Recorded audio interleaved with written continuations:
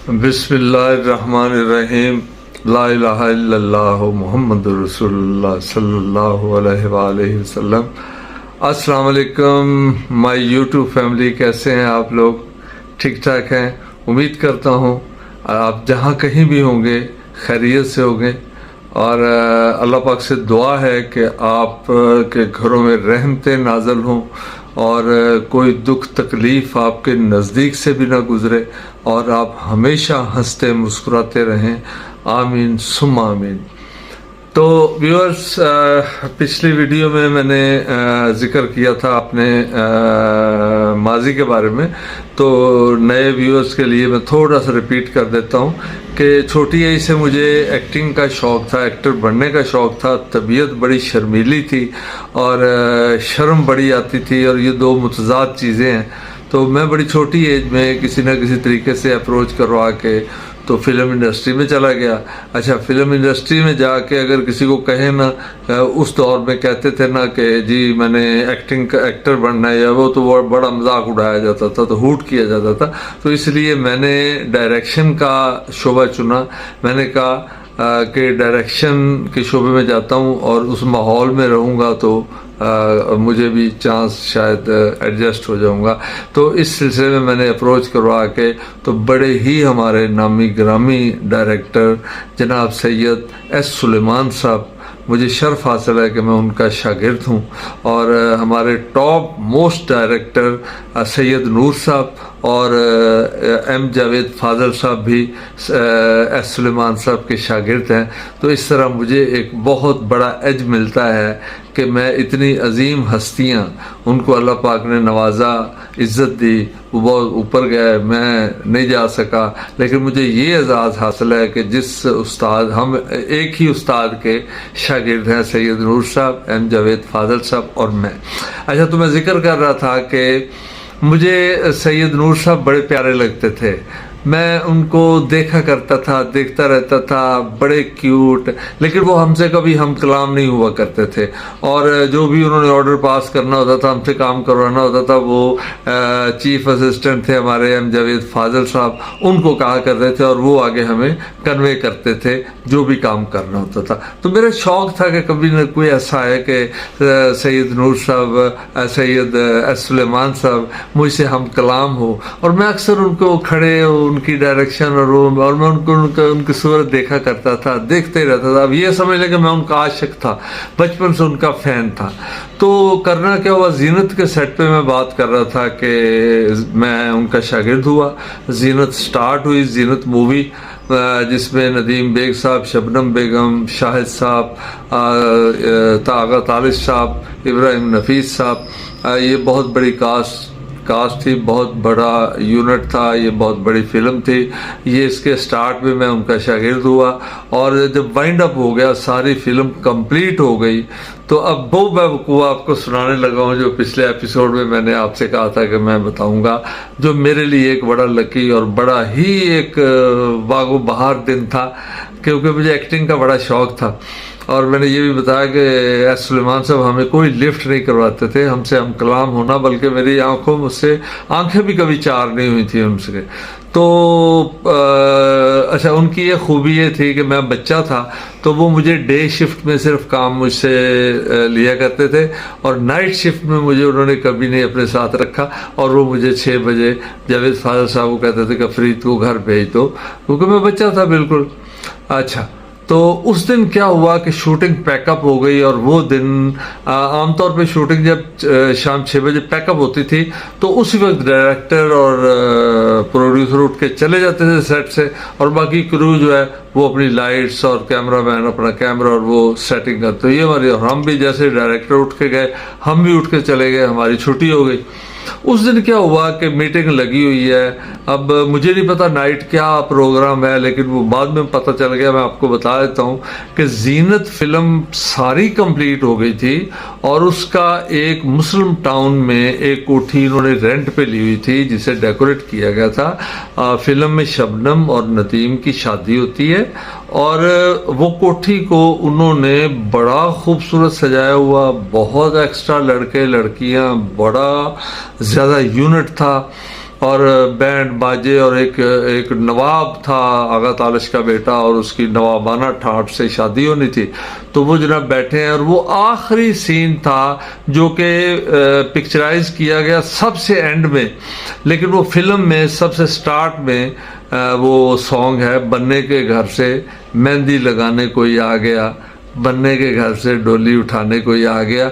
तो उस पे साथ साथ नंबरिंग जो टाइटल होते हैं फिल्म के वो शुरू होते हैं, और स्टार्ट में ये सॉन्ग है।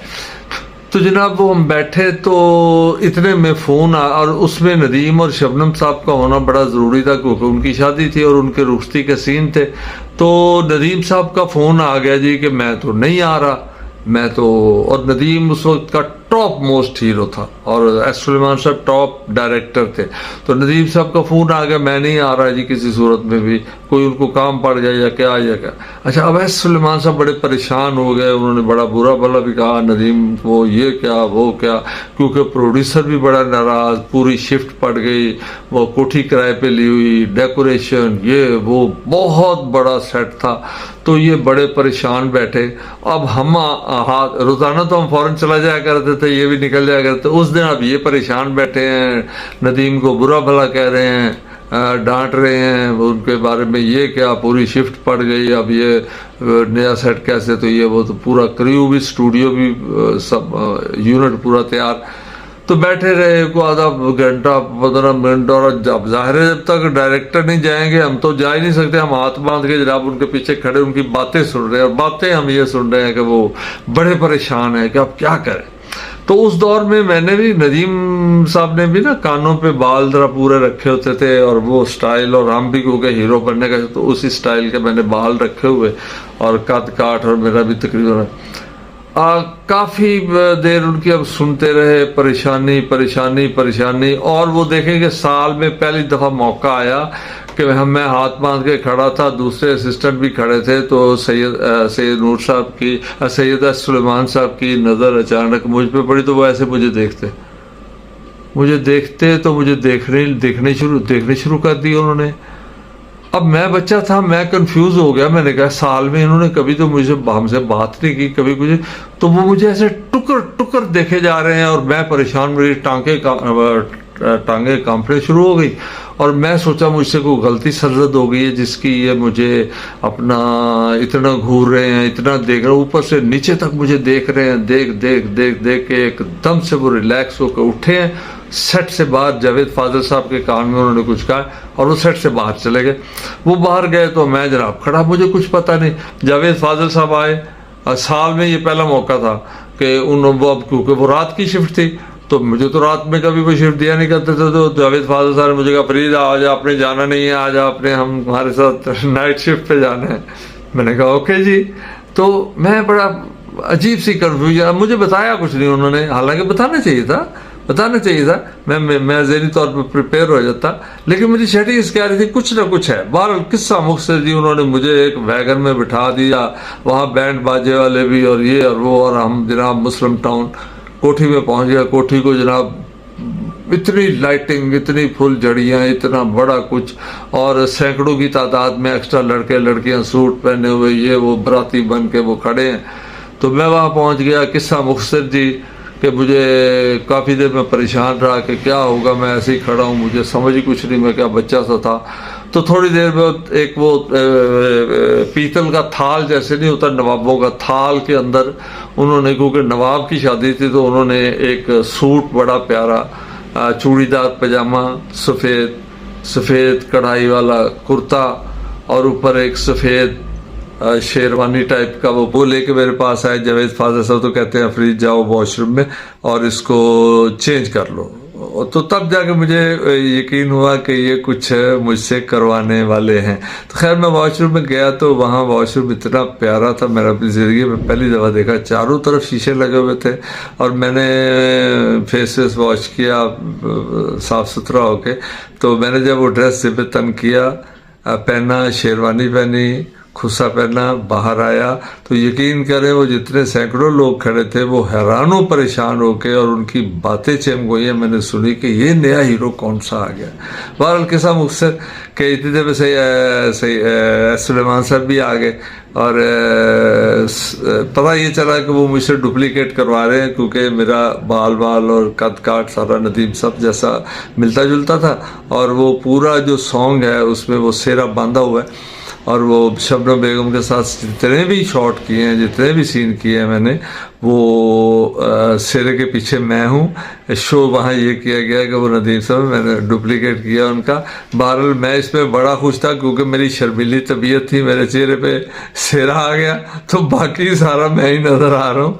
तो अभी भी कभी इत्फाक हो जीरत फिल्म देखिएगा तो उसके स्टार्ट में जो भी सॉन्ग है वो मेरे उसमें सेहरे के पीछे जहाँ सेहरे वाले सीन है वो सब मैं हूँ, नदीम साहब नहीं है। नदीम साहब अगले सीन में बेड में वो दिखाए जाते हैं। तो ये एक वकूआ था, ये मेरी ज़िंदगी का बड़ा प्लेजेंट डे था, क्योंकि मैं बड़ा खुश था। पूरी नाइट शूटिंग हुई, और वो भी टॉप स्टार जो थी शबनम बेगम उनके साथ, और उनके साथ ही मैं रुखसती के बाद गाड़ी में बैठा। हमारी रुखसती हुई गाड़ी चल के पूरे गेट तक गई, रवानगी हो गई, कट हो गए शॉट। उसके बाद उन्होंने फ़ौरन मुझे निकाला, निकल भाई तेरा थे कोई काम नहीं है। मैं बाहर आ गया, शबनम बेगम उधर चली गई, तो हमने वो सीन मुकम्मल कर लिया। तो ये मेरे एक यादगार मोमेंट थी, क्योंकि जितना मुझे शौक़ था और वो शौक़ किस तरीके से पूरा हुआ कि एक हीरो का करैक्टर मुझे मिल गया चेहरे पे सेहरा लगा के।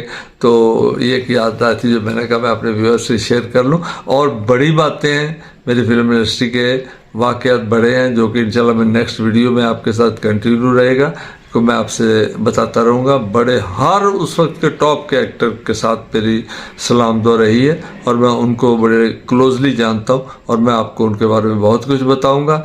तो इसके साथ मुझे इजाज़त दीजिए, और मेरे चैनल को नहीं भूलिएगा, मेरे चैनल को सब्सक्राइब कीजिएगा, घंटी के बटन को दबाइएगा। मुझे आपके प्यार की बड़ी ज़रूरत है, आपका बहुत शुक्रिया। मैं आपके रिक्वेस्ट कर रहा हूँ, आपकी बड़ी मेहरबानी यार, प्लीज़ यार, मेरा कुछ ख्याल करो, न्यू कमर हूँ, नया मेरा चैनल है, इसको सपोर्ट कर दे। आपका बहुत शुक्रिया, थैंक यू सो मच। जहाँ रहें सलामत रहें, हंसते मुस्कुराते रहें। आपका बहुत शुक्रिया, सो काइंड ऑफ यू। अल्लाह हाफिज़।